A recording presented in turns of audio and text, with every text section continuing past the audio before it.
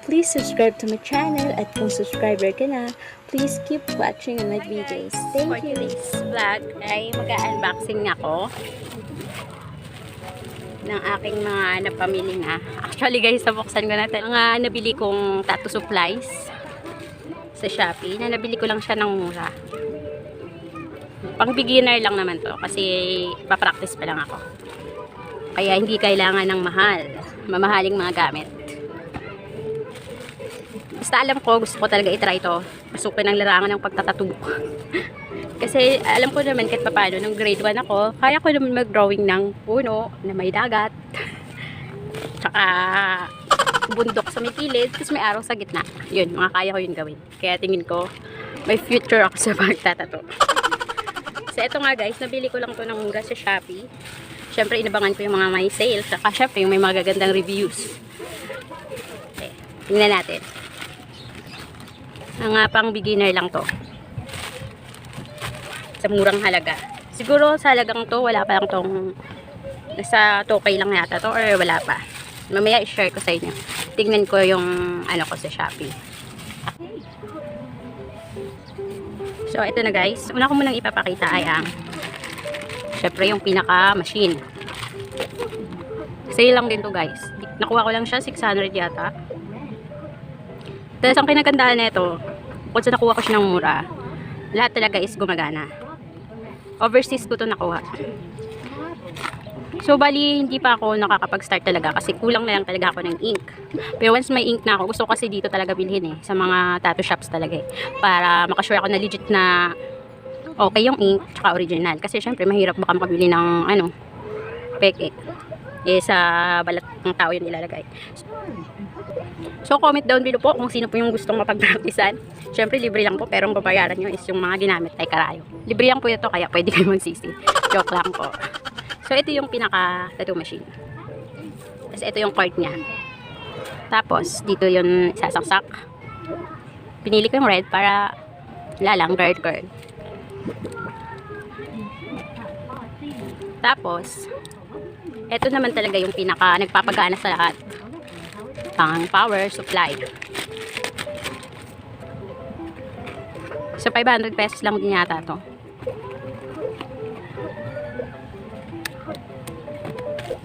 Tapos ito yung pinaka cord niya.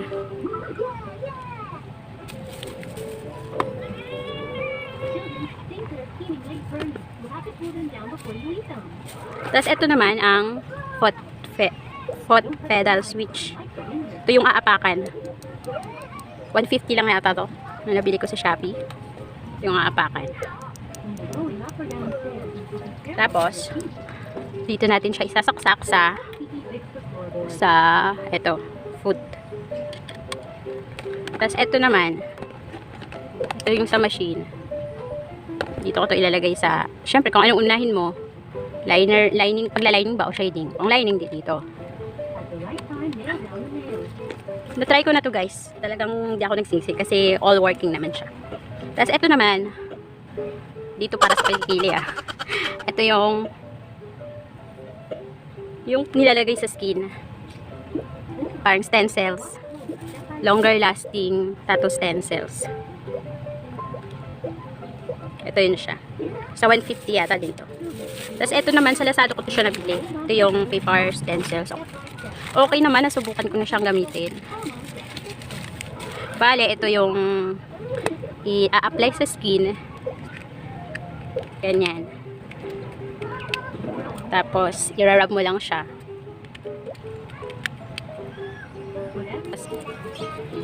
So, balik magiging gamit nito is, ito yung pangdidikit mo, pagkukopyahan mo na design. Limba, drawing lang ako dito. Pasensya na kayo sa drawing ko.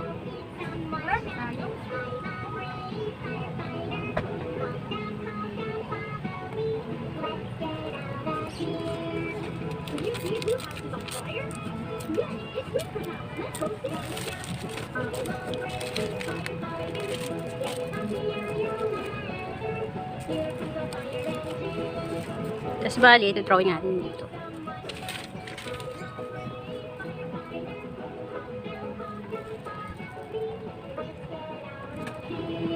Hoy, ba't mo binubuksan?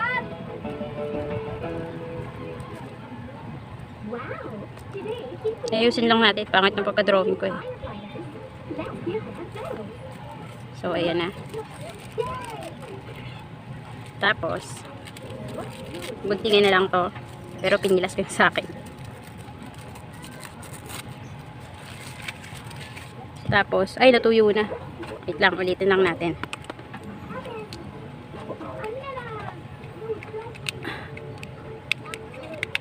Ito yung transfer gel niya. Ganyan. Pro-wrap mo lang siya.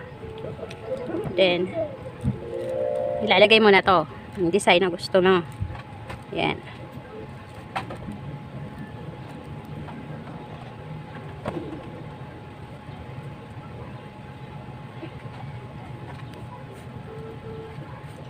Tapos, ayan na.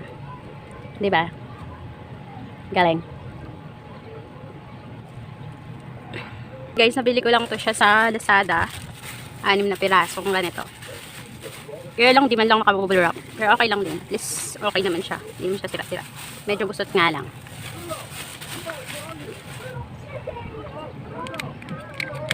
Ligpit lang natin, guys.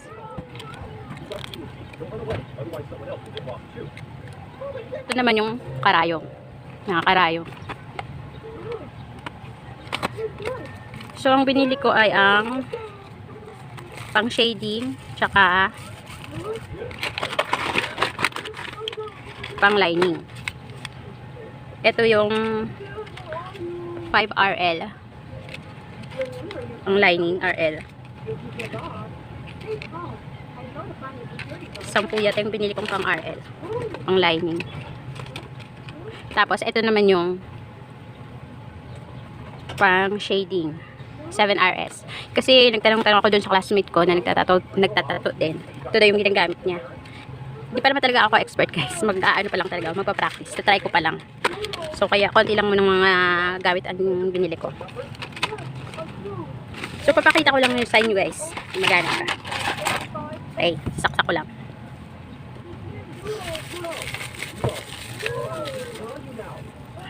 Tapos, naka-on na siya. Ayan o. Umilaw na. Tapos, i-adjust ko lang yung voltahe niya.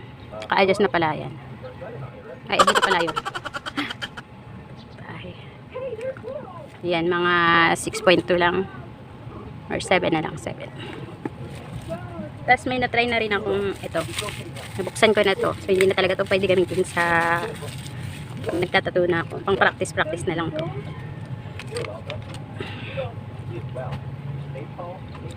Tapos, attach lang natin dito. Ayun na, guys. So, ito yung aapakan. Yung foot pedal switch. Ayun na, guys. Ayun na.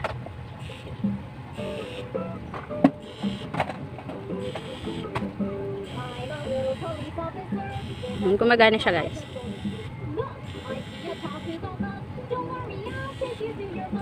So, ink na lang talagang kulang at makakapag-start na ako. So, may na-message na rin ako ng mga tattoo supply shop. At meron ding pwede deliver lang. Yun, tatry ko dun, guys. So, pag nakapag-try na ako, a-upload ako. Panoorin nyo. Thank you for watching sa aking first, kunyaring unboxing na video. Thank you.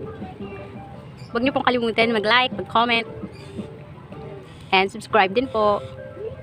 Huwag niyo po kalimutang i-hit ang notification bell para updated po kayo sa mga video ko pang i-upload. Thank you so much.